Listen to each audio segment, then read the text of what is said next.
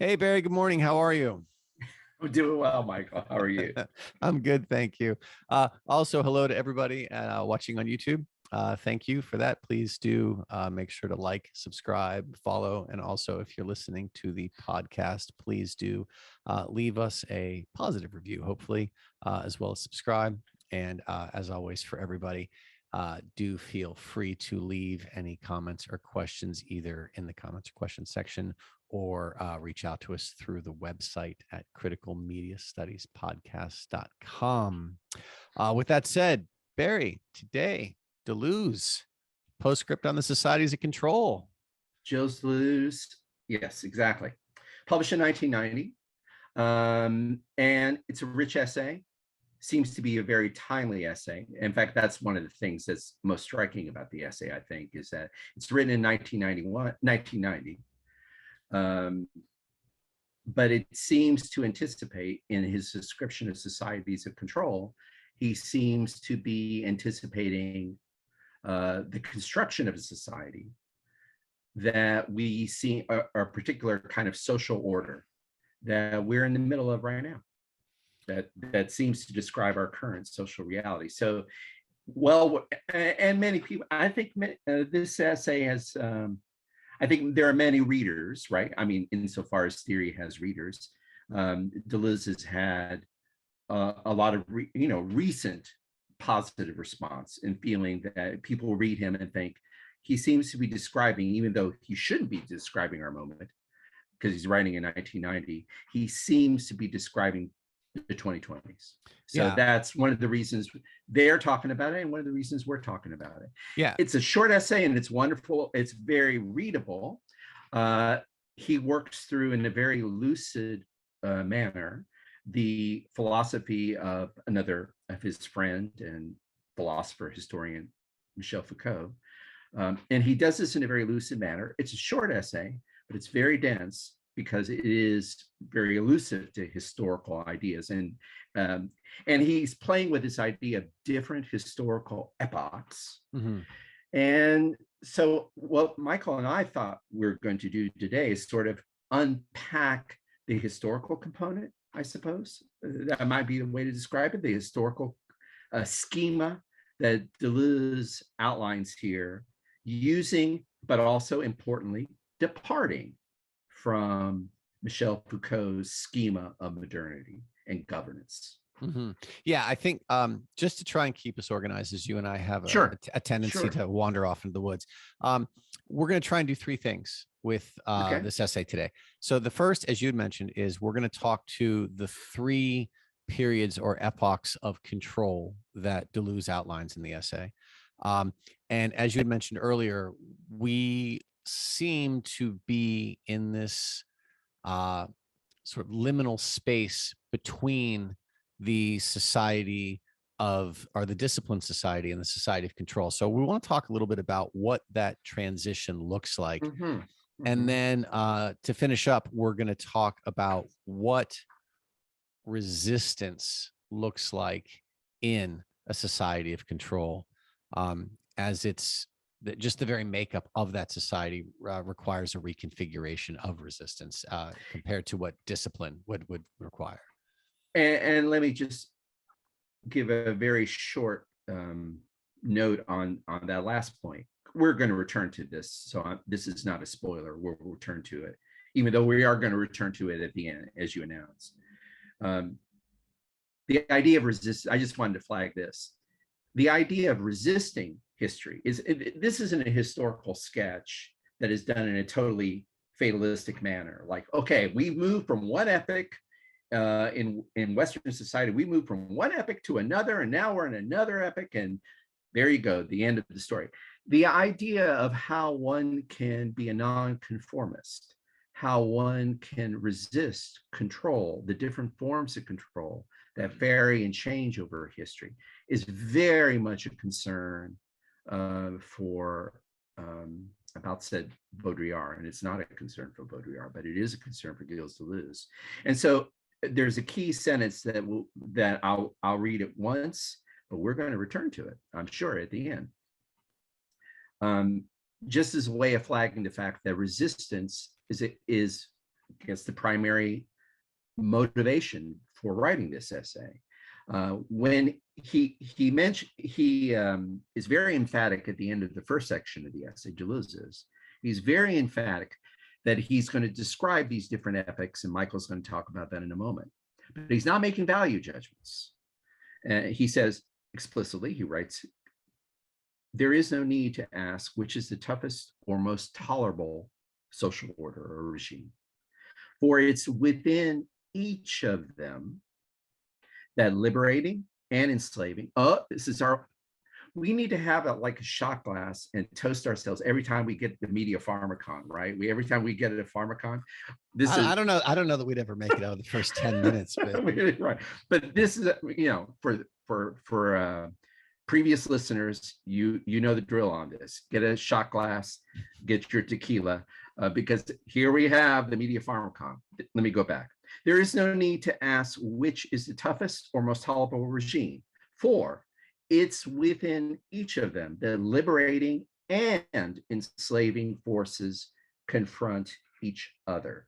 And then he ends this section by this, I think, very important, crucial statement for, setting the tone and I think the purpose of the essay, stating the purpose of the essay. There is no need to fear or hope in regard to these historical changes that he talks about, but only to look, the very pragmatic need to only look for new weapons, but only to look for new weapons. We'll unpack that a little bit more, but I was trying to give some flesh to the term, to the bone of resistance. Like, what does he mean? He's looking for new weapons, new ways to be a nonconformist. Yeah, and I think as we get into this, as we should now, the traditional means of resistance are pretty clear. So to jump in, Deleuze starts out and he outlines 3 different stages or epochs of control, right? And so he identifies a society of sovereignty, followed by a disciplinary society, which is what Foucault describes, and then the society of control, which is a term he borrows from Burroughs, correct? Mm-hmm. Mm-hmm. Okay, so in the society of sovereignty, this is basically what? Rule by a king, rule by a sovereign, right? And the hallmarks here is that it is, I guess, a one-to-one relationship, right? Like rule is the king, the law is the king's will, the king's word. Any crime is a crime against the king. Right. Any punishment is therefore punishment from the king. Right. And what I found interesting, and every crime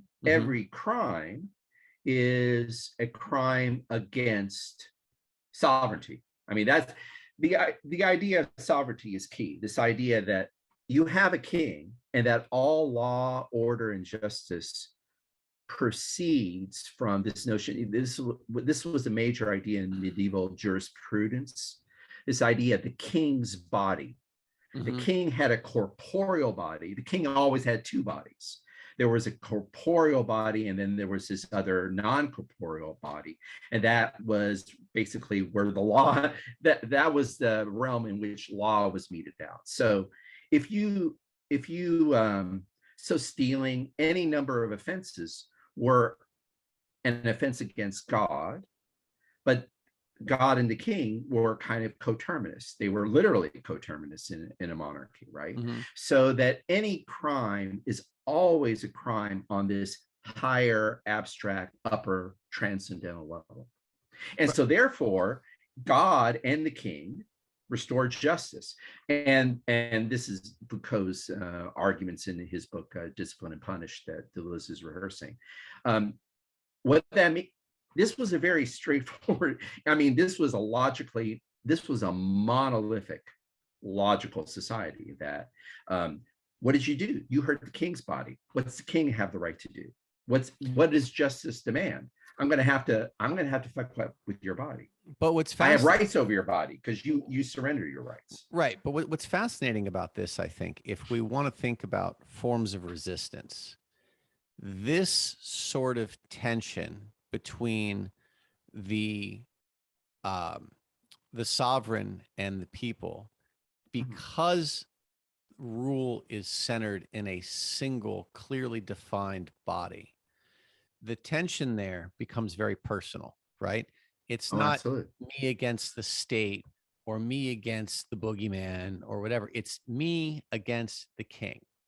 And Yeah, absolutely. given the massive space, both in every regard, right? But physically, in terms of living conditions, in terms of geography, in terms of wealth and comfort, um, what happens there is it's personal, and as a result of it being personal, I think that it's very easy. You know, if I'm villager A and you're villager B, and you steal an apple, you've stolen the king's apple, and the king is going That's to how it come works. back, and the king is going to cut your hands off as punishment Right. because you stole my apple. Now, you know, I'm sitting here as, you know, my little villager A, and I watch villager B's hand get cut off, right? Resistance, I think, is, I don't know that resistance is necessarily easier or harder. It seems like it kind of be pointless because the king is divine.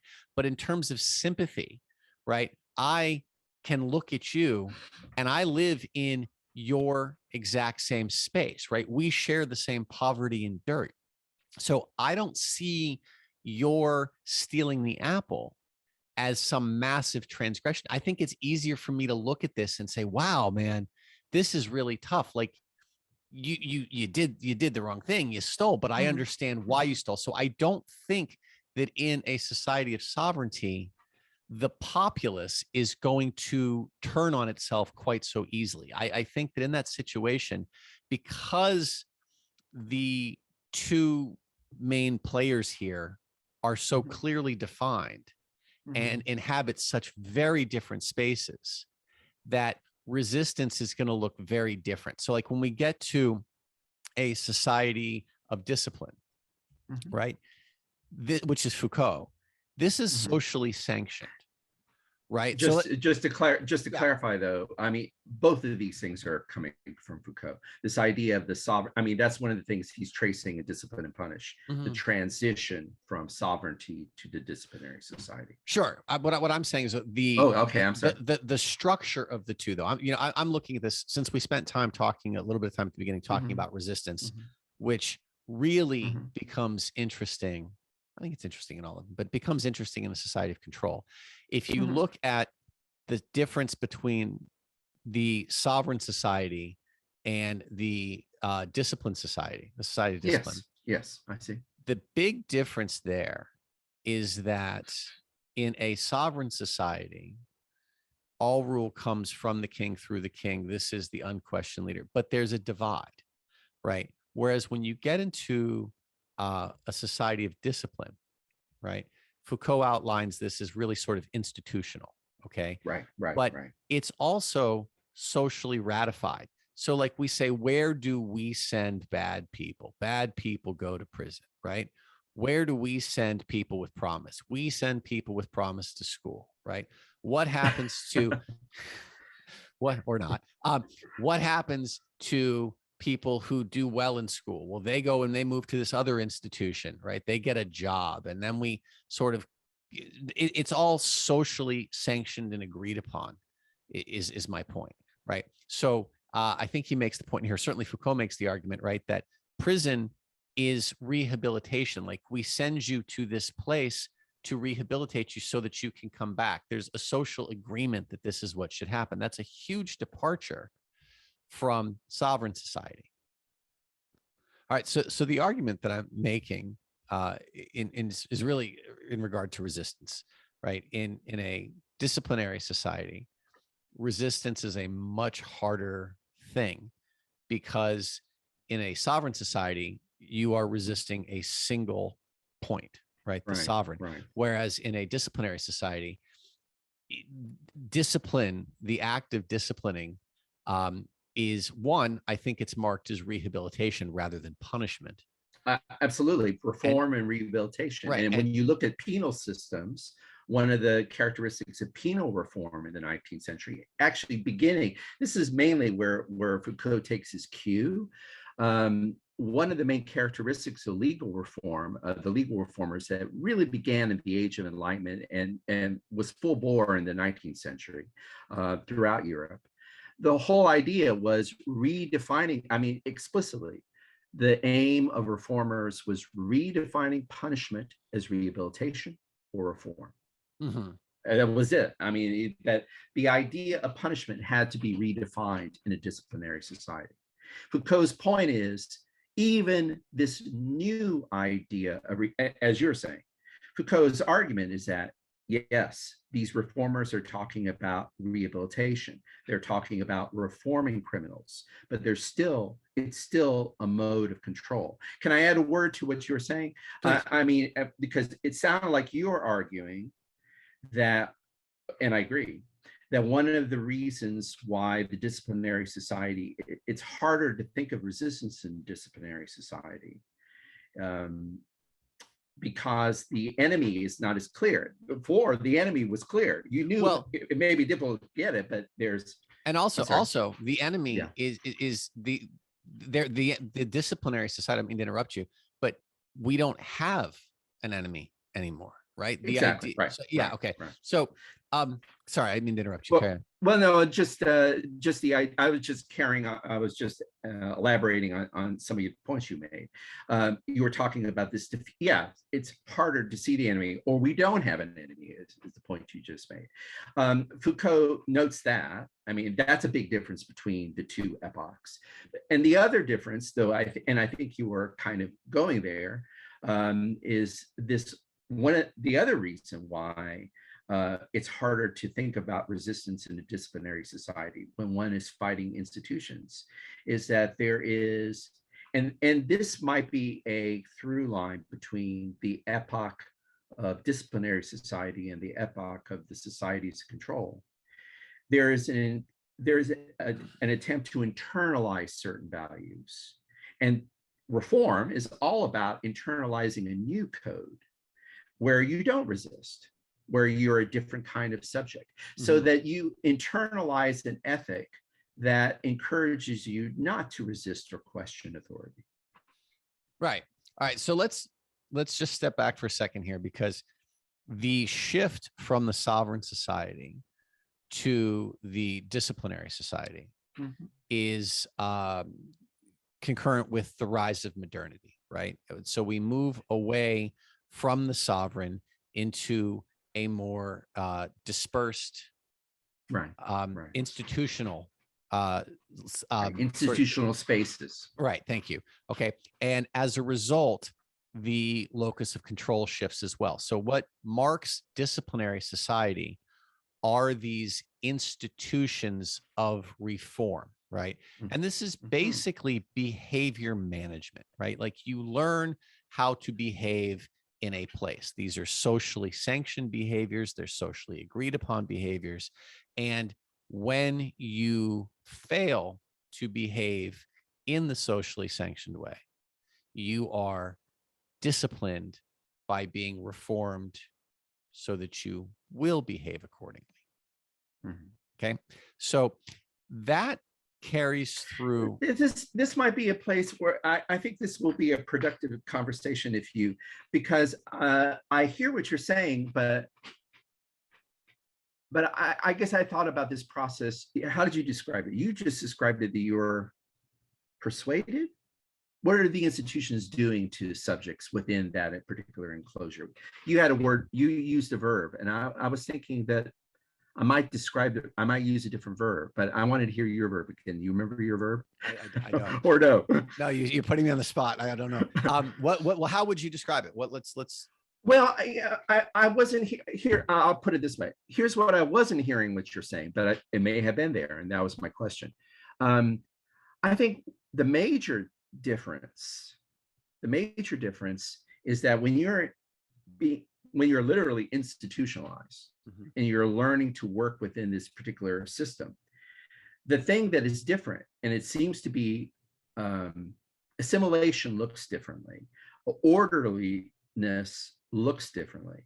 So to me, the big difference is one can imagine, and I'll try to illustrate the difference by thinking of the by drawing a contrast between the sovereign society and the disciplinary society. In the sovereign society, let's go back to your peasant who saw your peasant. Let's go back to your peasant. And your peasant just saw his neighboring peasant in the village, and he stole an apple, and he got his hand cut off. Okay, so that peasant, that's his best friend. His hand, he lost his hand, and it's possible and he thinks two things simultaneously. My imaginary peasant, sympathetic peasant, he's thinking two things simultaneously. Fucking hate the king, effing hate the king. Look what the king did. I don't like it. I think the king is unjust, even though the king says he's doing this for just reasons. The king is unjust. And I saw it with, when I know that because I saw what justice means when it was meted out to my friend. Okay. Now, the king is probably going to come also to, the peasant is also going to come, the serf is going to come to your conclusion, the other conclusion pretty quickly. I don't like this, but I got to live with it because the king's in power. How to get rid of this injustice, I have to kill the king. Okay. But isn't it possible? Now I'm going to get back to your example. This isn't a digression, I promise you. One might imagine that peasant lives and dies, that serf lives and dies pissed off because they recognize the injustice. They can keep that sympathy all their lives. And they may be, they just have no opportunity to take any kind of action that's going to change their life. But it's possible to imagine that serf will be an enemy of the king in their heart for the rest of their life. Right. Now, the big difference, okay, now shifting to what you were saying about disciplinary society. As I understand it, and I just wanted to see if you agree, I was curious if you agree with this. The big difference now is that in the disciplinary society, it's more intrusive. You're not allowed to have a burning hatred of your teacher. You're not allowed to have a burning hatred of your boss. There are mechanisms within the enclosure of the institution that encourage you to say, hey, I got to rethink this. The boss isn't really my enemy. Well, I don't know. My teacher isn't really my enemy. So to me, this new element of internal to say that serf could have been pissed off for life. I don't know that I agree with that, but I think I get what you're saying. But I mean, I think that everybody knows what it's like to be pissed off at a teacher. Of course. Right. And authority figures, right? Right. The problem is that if you are pissed off at your teacher it gets out that you're pissed off. So, okay, you're pissed at your teacher, right? Well, you're going to have to keep that under wraps or else there's going to be some sort of kickback. And eventually, because you spend such a massive amount of time in the school, you're going to get over it. Because the teacher's not cutting off hands. The teacher's going to give you a bad grade or whatever. It's more just. It looks more just. It looks more just. But let's say it's not. And you do revolt because you don't have the same measure of consequence, right? Like the teacher's not going to cut your head off. What's going to happen is you're going to get escalated. You're going to move from that teacher space to the principal space, right? And now you got to deal with this space. And if that doesn't work, well, what's going to happen? Well, now you're going to get suspended. You're going to move to another space. And if that doesn't work, you're going to bring the law into it in some, right? So I think that in the disciplinary society, what happens is you are moved from space to space to space. Whereas in the sovereign society, there are two spaces. There's your peasant space, which is where you live, or alternately, there's the sovereign space, which is where you can't go. So that's a great point. And that's, I think that's how the disciplinary society works, right? Is that you don't want to get escalated. It's bad enough to be pissed at your teacher. Now you got to bring the principal into it, right? And okay, well, now the principal's involved in it. Oh my God, well, what comes after that? That's a space, we know it's there, but I can't see it here. So that's even scarier. And then the other thing is that in the sovereign society, I sympathize with you, my fellow peasant, and I'm terribly sorry you got your hands cut off. That's really bad. In the disciplinary society, you acted out in class. You're bothering me now. I can't have the same measure of sympathy for you because you acted out of line with what this space requires. And when you go to the principal's office, you're not done wrong. I don't fear for myself. I'm glad that you're going to get rehabilitated in some capacity, and you'll come back to class and you won't be the disturbance that you were. But how did I come to believe that? How did I become such a quisling and turncoat that I'm glad that you went to the prisoner's office? What happened to me? Because all spaces are different. Because I come from a disciplinary, I come from a disciplinary structure at home that says this is how you're supposed to behave, right? You are fully indoctrinated in this. Whereas in the sovereign society, the indoctrination just looks different. There's two spaces, right? Whereas in disciplinary society, there's multiple spaces.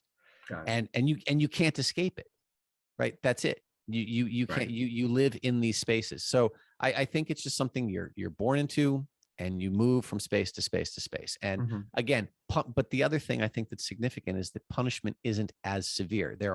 You are escalated a number of times. It's true. It's true. And that's a big reason. It's easier to sell that. And it's also done in the name of rehabilitation. So even if I am the student who's behaved poorly, right, in the back of my head, I'm not revolting against you. I'm revolting against the system, right? And in the back of my mind, even though I can be like, man, this is total bullshit. Like I wasn't wrong. My teacher was wrong. I have a chance to plead. I have a chance to plead that case because there's a series of case. Yeah. So there is a meritocratic hierarchy. That's the other thing that becomes important. And even if it's a total hoax, right? Even if they're all in cahoots, like the principal's going to back the teacher, and then everywhere I'm going to go, they're all in line together. There's still the sense that I might get a sympathetic ear. Whereas in the sovereign society, this is it. We're taking your hands. So, so if that is the sovereign society and the disciplinary society, let's talk for a minute about what the control society is, right? Because, yeah, go ahead. Or do you want to take a stab at that? I can certainly. I think that the control society is markedly different than the disciplinary society, and I think what's important, and one of the things that Deleuze does, is he doesn't argue that we have left the control society, right? So as you and I record this now, we are certainly engaged with a control society, but we are not free of a disciplinary society. The two overlap. So this is, I think the analog for this would be Raymond Williams' emergent, residual, dominant, and residual, right? So there is a commingling of apparatuses of control going on here. Let's stress that because Deleuze really stresses that. He says, I can't find the exact quote, but this is pretty close. We are at the beginnings of control society. So when he talks about these different epochs, he's at pain. I read him as being at pains to underscore what you just said, that we are at the beginning of something. He is not saying very emphatically that disciplinary society is over, even though he notes these trends or signs of an emerging society of control. He is very much insisting that there is, and Raymond Williams is, another old friend that we should toast to every time we mention Raymond Williams. It's always, there's never a static plane of time within history. It's always a tier. There's always a residual part. There's something emerging, and there's something that, what's the other one? Dominant, something that dominates the landscape. Right. Yeah. Go ahead. I was just going to ask you a question since we were using Raymond Williams, and I don't know if this is off topic. Would you say, but I'm wondering if we can apply the Raymond Williams schema, the tripartite schema, to sort of make sense of what Deleuze is doing with the tripartite, epochs of governance. Would you say that his argument, is it going too much to say? Because he's not using, we should tell he does not watchers and listeners that he doesn't say, I'm using Raymond Williams to make sense of Foucault. So I'm wondering how far we can go in doing that. Like, would you say, does it map out as neatly as this, that what he's saying is the dominant in our society at the time of writing, 1990, the dominant in our society is disciplinary society. However, what I am seeing are these signs, some of them in the field of technology, some of them in the fields of new ideologies of the workplace, the institution of the corporation. The new idea of the corporation and corporate culture, which was just birthing when he was there. Is he saying, in essence, that the emergent society that I'm describing, that the control society is the emergent that is eventually going to supplant and replace the dominant and become the new dominant? Does it map out that easily, or do you think I think it does. I think the only place where I see any sort of friction in trying to introduce Williams or overlay Williams onto Deleuze is that the residual society, right, which would be the sovereign society here, is so far back, right? It is a pre-modern society. So we are so, and we recognize it as such. We recognize it as such. So we are so fully habituated into a disciplinary society. I think that it becomes similar to the parable of the fish swimming in the water, and how's the water, what's water, right? Like, we fail to, I don't want to say we fail to recognize the systems of control, because certainly we're surrounded by them, but I think that it becomes so standard and so common for us to see disciplinary society that the shift to a control society really seems radical. So in a way, the emergent here, and I think this is part of the concern and part of what makes this such an incredibly awesome thing to talk about, is it is radically different, right? So his discussion, his argument about the control society is that it looks like a complete departure from the disciplinary society, right? Yeah. So I'll take a quick stab at outlining this, and then you can fill in the blanks that I'm going to miss. The control society is not institutional. It is not spatial in the sense that you have a prison, a school, a church, a hospital, right? We are not told through which let's finish that sentence though. Yeah. Part of the disciplinary society, and part of Deleuze's point, I don't know if Foucault makes this point as clearly as Deleuze does. One of Deleuze's major points when he outlines his version of Foucault is that, yes, there are these institutions, there are these enclosures, but that the individual passes, and they're spatial, as you say, the individual passes through them in a temporal way. Yeah, I don't know if Foucault makes that point in Discipline and Punish as much. I don't recall it, but there's literally matriculation. Yeah. Yes. Yeah, right? There's matriculation, and that seems to be going. Right. Whereas in a society of control, we are essentially told, do what you like, go where you like, be what you like, do whatever you want. And so the question that immediately jumps from that is, okay, well then how is this control? Right. And the answer here that Deleuze gives us is essentially data.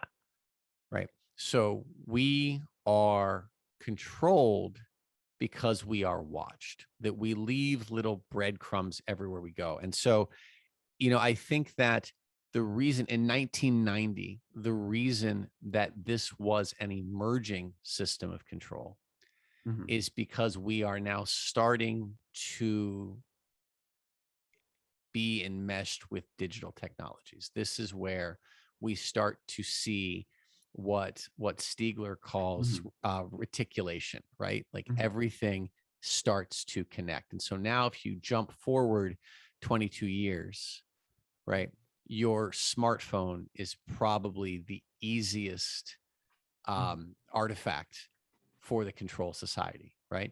Use it as much as you want. Go where you want to go. Do what you want to do. Search the internet as you will. The more that you exercise your freedoms, the more that we can watch where you go and what you do, the more that we know about you, the more that we can design the world around you so that you will behave in a way that is consistent with what we want. Right, right. And what do we or they want? They want to keep on using us as data, right? They want to keep collecting our data because Right. Well, they make a profit from it. right. Why do they, what do they want? I guess that's one question we should ask. I don't know if does Deleuze ask it? No, I don't think so, but I think it's pretty heavily implied. So the question then would become, and I think maybe this is an easy way of tracing the three different epochs, if you will, is what is the currency, right? So in the sovereign society, the currency is labor, right? And productivity and everything. You're measuring productivity. You're measuring labor. The new unit of labor, though, in the disciplinary society is productivity. Right. And everything is coming. So are you productive enough? How are you productive? We have new techniques we will teach you in our schools so that you will be more productive, or in the workplace that will enable you to be productive. So what then is the currency in the society of control? It's time. Yes. Right. It's time and attention. I think those are the things. Attention. Okay. I like attention more than time, just because there's a curious way in which the control society has no time at all. In the same way that it flouts spatial boundaries because you no longer need the enclosure of the schoolroom or the workplace or the factory. There's a way in which you can do all the stuff that our masters want us to do at any time of day. Right. It doesn't stop. Yeah. And I think so. I mean, how do you, I'm not disagreeing with you, but I'd like to hear more about how time factors into this, because one thing that comes to mind is that time has been annulled in the control society in a way where time was very important in the disciplinary society. But now it seems like time, in one sense, has no meaning at all, in the way that space has no meaning at all. I think that in a disciplinary study in a disciplinary society, time is very carefully managed. You're told when to come to work, right? Exactly. How long to work. You're told when to take a break. Your time is very, very strictly and clearly meted out for you. In the society of control, your time is much more fluid because there's no structures to regulate time. You know, I think the easiest example of this is, like, think about work email, right? You, in a control society, in a disciplinary society, you would handle all work correspondence at work. When you leave work, you are no longer in that disciplinary structure. You are now in the home or at the church, wherever it is, but it's a different place. And so the rules of that place supersede the rules of the previous place. Whereas in a control society, you are expected to be checking your email all the time. Work, you left work physically, but work, that doesn't mean you're not working anymore. So I think what happens is the structures inherent in the disciplinary society are no longer missing are no longer there. And so as they go away, the borders that separate one from the next go away. And you no longer have these barriers that in many ways give you space to be. You know how you're supposed to be. When you're at work, this is how you are. When you go to your place of worship, this is how you are. When you leave that place of worship and go home, this is how you are. Every place has its own set of rules and time, and time constraints. So in a control society, this is gone. It's everything all at once. That's what I meant by time, is that maybe a better word was attention, or I don't know. That's what I meant by time. Yeah. Okay. I got it. So should we think about, is there more to say about control society? No, I think this is a pretty, well, I think that we've set the table to talk about how modes of resistance. Well, about where resistance would fit in. So Okay, it's clear in the my God, my brain's going. In the sovereign society, that resistance is a one-to-one relationship against the king. It's clearly defined, right? In a disciplinary society, resistance is a lot harder to marshal because you're now against institutions that are trying to rehabilitate you. So in a way, your resistance is counterproductive because look, we're trying to help you, right? In a control society, and I think this is one of the things that we were trying to get to at the beginning. Deleuze argues, and this is a line that ends the first section of this. There is no need to fear or hope, but only to look for new weapons. And he's talking about resistance. And well, he's talking about each epoch. Let's connect that with the beginning of it. He outlines this idea that he announces at the beginning that he is going to move through the epochs of control. I'm sorry, epochs of governance. And disciplinary society resembles modernity. And the implication is that modernity might be coming to an end, and we have something like post-modernity in this moment when the society of control rises. But in each, getting back to that crucial set, I didn't want to stop your Mo here because you got Mo.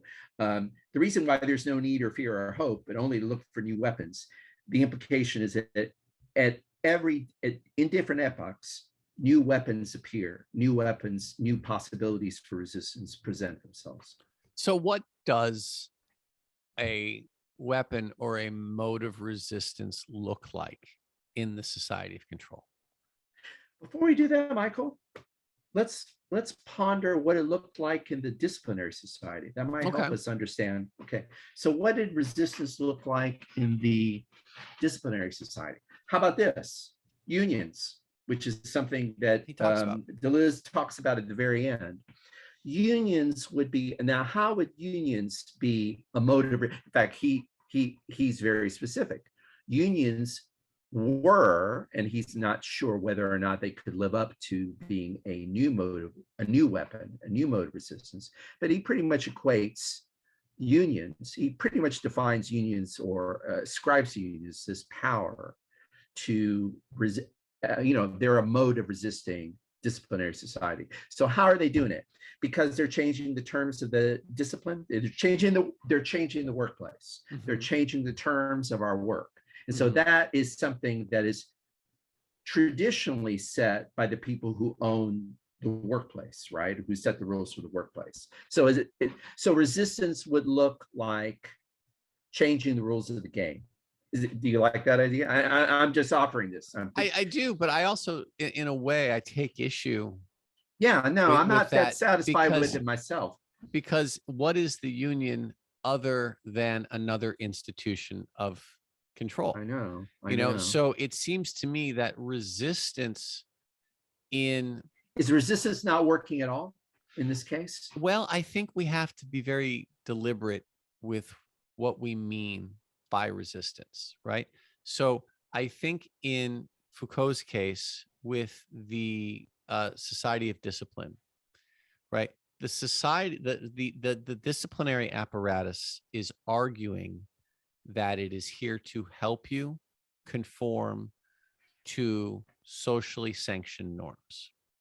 And I think that what an institution of resistance would look like then, because I don't know that there is individual resistance. You can't, because what happens is the minute you become an individual resisting, you exist outside of this and you will be rehabilitated.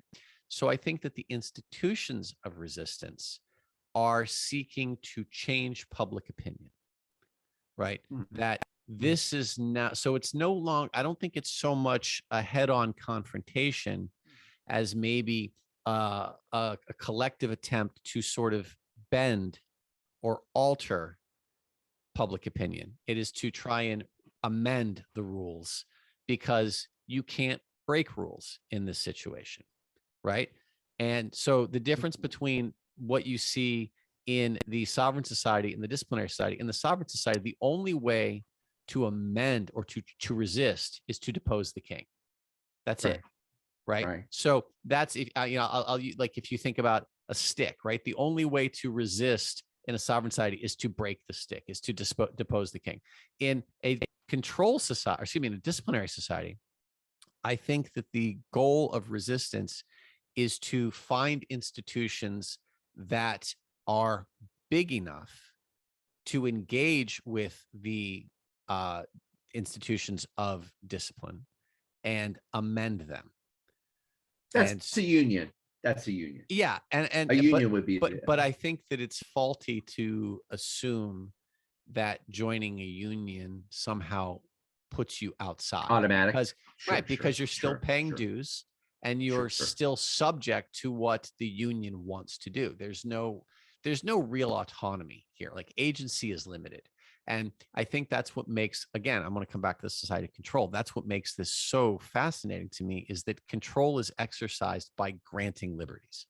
It's the crucial idea. It's the big idea of the piece, and it's something that I think everybody it's worth grappling with it, and we definitely need to grapple with it. I mean, I think that's the reason we feel we're doing something of a service in talking about the essay, because this isn't that idea, that paradox seems to be our current paradox, and we need to have everybody thinking through it, right? What you just said, that right now in the control society, and now let's do it, since we talked about resistance in the disciplinary society, let's segue to what resistance might look like, or what the new weapons of resistance might look like in the control society. Before we do that, though, let's underscore what you just said, because it's a crucial point, and it's something that I think it's the big takeaway from this essay, that in the control society, our liberties necessarily are entangled. Our notion of personal liberty, individual liberty, is necessarily entangled with the forces of control, with the apparatus of control. That's the new problem that Deleuze puts on the agenda here. Mm-hmm. So, well, and the problem with this is, I think that if you look at this and you say, okay, well, the control is exercised by surveillance, right? I am going to follow the breadcrumbs and see what you do and where you go. And then and again, it's important, right? We're not fully in a control society. The rules of the disciplinary society are still intact. What happens in a control society if you behave badly? You are still subject to the rules of the disciplinary society, right? So if your data trail, leads us to realize that you have done bad things, you still go to jail where you are rehabilitated. Okay. Right, so you're still stuck in the disciplinary society, and that's not going to go away. Right. The problem now is, I think you're subject to sort of dual forms of control. Or dual forms of punishment, actually. Right? Well, I don't know. I don't think that the control society necessarily see, this is where the rules change. You're told to do what you like. And if you transgress, right? Like if you get kicked off. But no, I think there is a form of punishment. It's the obvious. It's what happened to Trump. You get kicked off. You get deplatformed. That's the punishment. Okay. Yeah. You no longer have access to the services.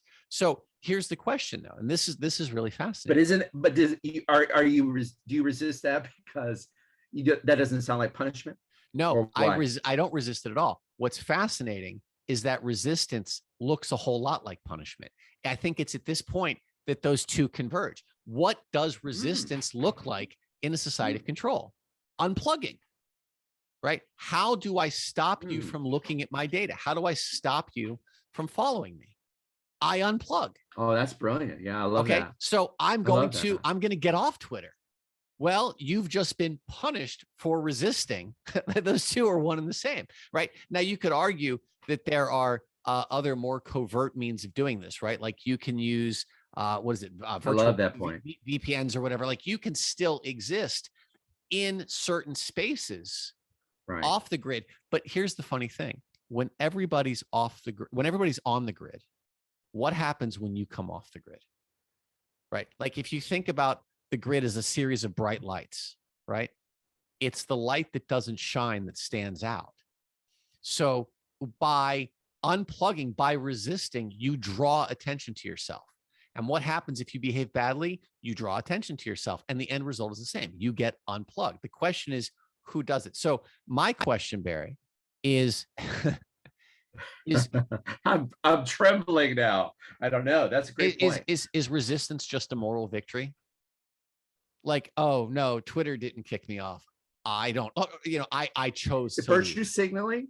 It's is that what it is? Signaling. Virtue signaling. I got off Twitter. I got off Facebook. Right. You can't fire me. I am so cool. I quit. So is that it? Wow. I mean, is that resistance? So virtue signaling. That's 2020. We just updated Deleuze. I'm very proud of us. I'm sure he'd be disgusted. Like this is what you've done. He would. Wow. I don't know what to say about that. So let's see if we can go back. Can I go back and try to consolidate here? Because I think we have a lot of important points, but I don't know what to do with them. I think, okay, so just before you put it in reverse, I think that's my takeaway for this. I always sort of, I bailed. I did. You're bailing on this. You're letting me. But no, but I think about, like, this is always the question about, like, well, what do you do with this? Okay, great. You understand it. So what? What do you do? And I don't feel that resistance is futile. I don't feel that we don't have means of resistance. We certainly do. Okay. The problem is not a question of access to resistance. The problem, I guess, is more about efficacy and impact, right? And if you were to create some sort of mass resistance, that would have a tremendous effect. But as we've seen with, the recent kerfuffles over Spotify, for example, about everybody, I'm taking my music off.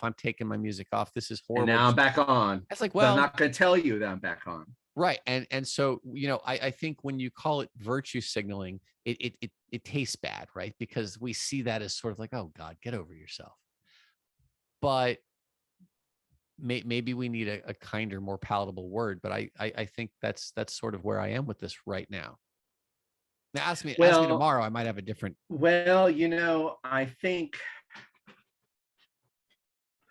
virtue signaling may be the right term, though, because one of the things, my criticism of virtue signaling is I don't believe in the efficacy of it. I think that's most people's critiques of virtue signaling, is that all it does is it gives you some cultural capital, but the efficacy, hardly anything beyond that sort of maybe raise in moral, in cultural or moral ethical capital.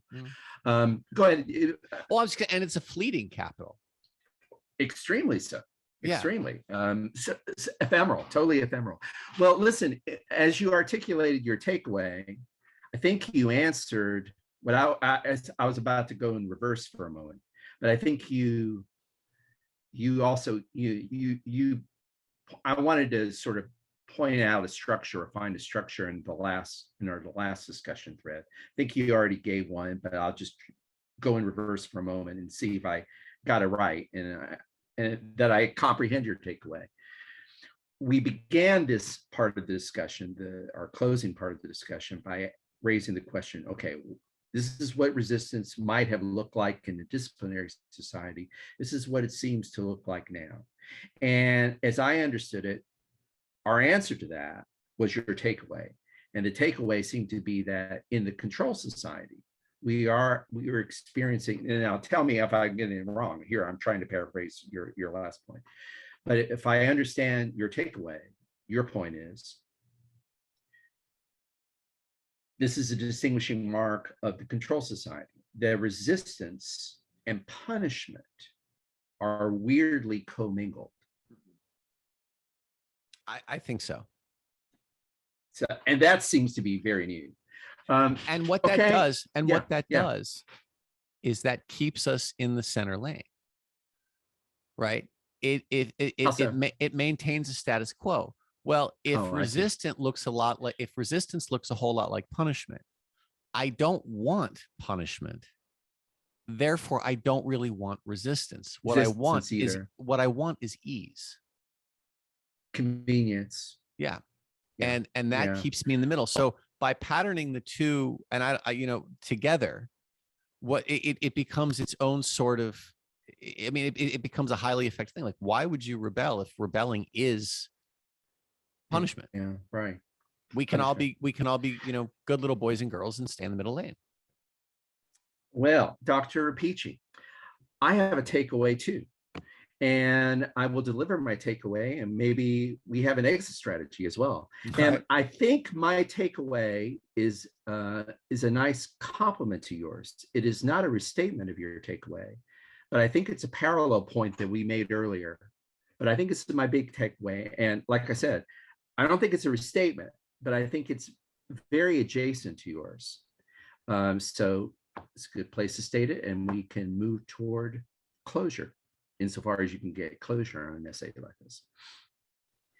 My takeaway is something that I think you stated a little bit earlier, and it's what I'm wrestling with when I think about the essay. And I think your discussion of your insight about the commingled nature of punishment and resistance in the new society of control, specifically defined by digital apparatus that Deleuze didn't know about in 1990. So we're really talking about our current manifestation. We're extrapolating from Deleuze and talking about the current manifestation of the society of control.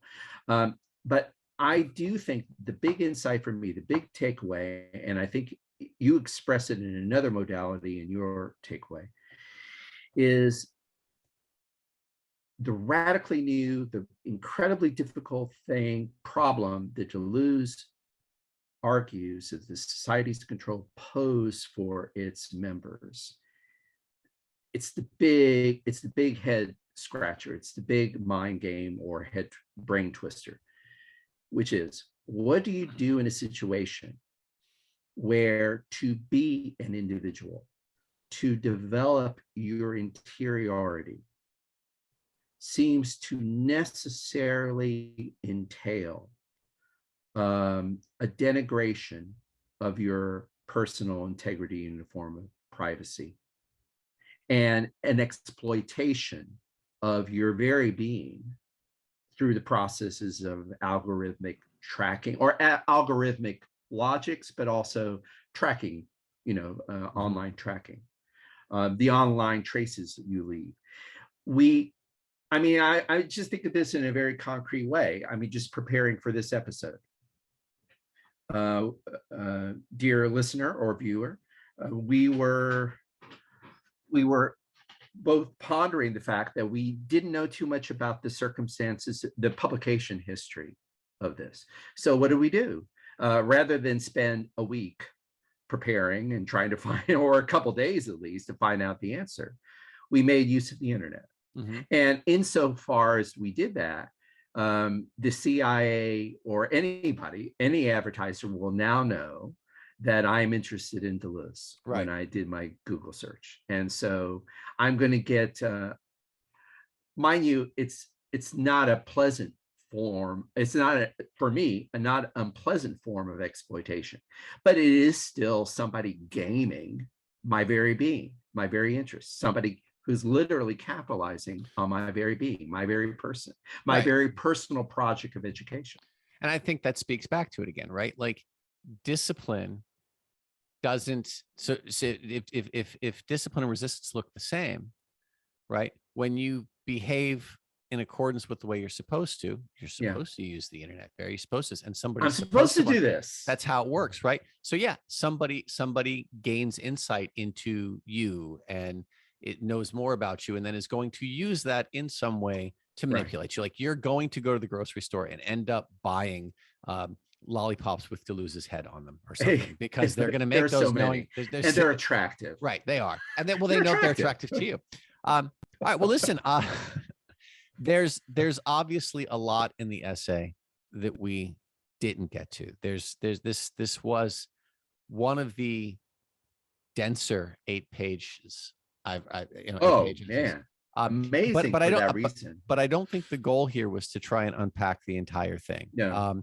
I think that we, just to wrap it up here, again, we talked about the 3 different epochs of control, and I think that we reached a good place in terms of understanding the transitions from sovereignty and the to disciplinarity characteristics of those ethics, to control. And I think that Deleuze's point about we're not fully exiting disciplinary society so much as we're entering a control society. And I think that's an interesting. That's a great way to put it.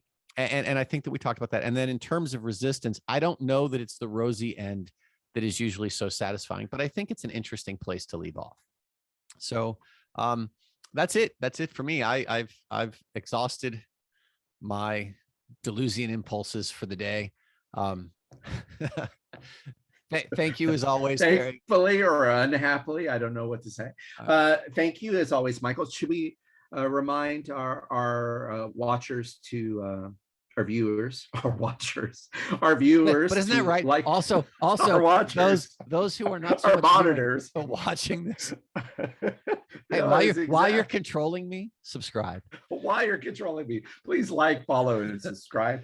And if you're listening to it, and also leave a comment.